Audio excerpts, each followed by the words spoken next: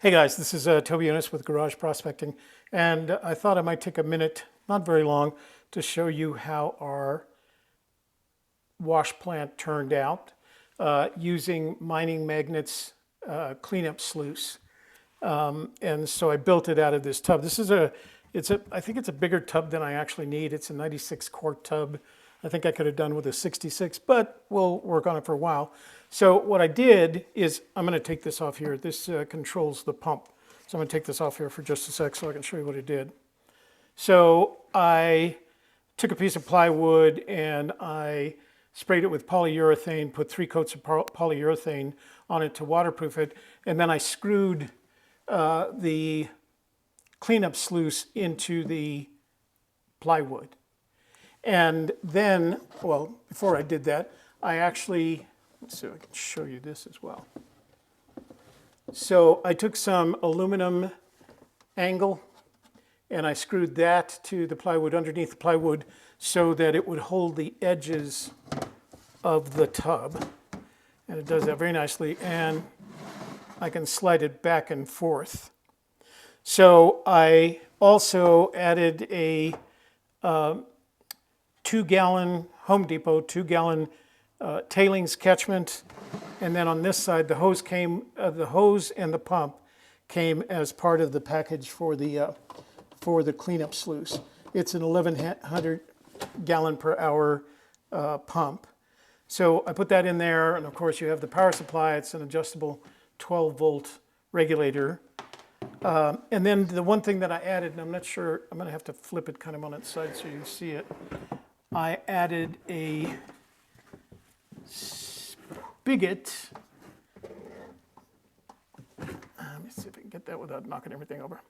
So you can see it down here. I added a spigot in order to dump the water out at the end of a run.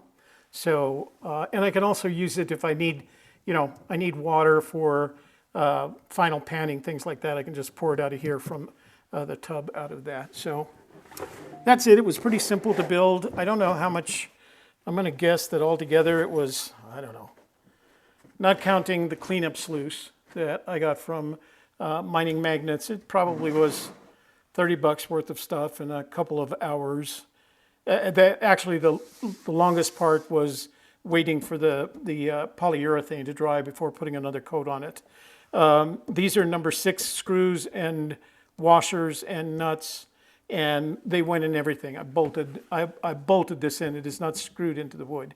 It's through the wood and then bolted with washers like this is. So the only thing I added to it that didn't come with what Coulter sent me was this hose clamp. And the reason I did that is because I felt this was just a little bit too loose. I don't think so. And of course, because it's 3D printed, it's effectively plastic.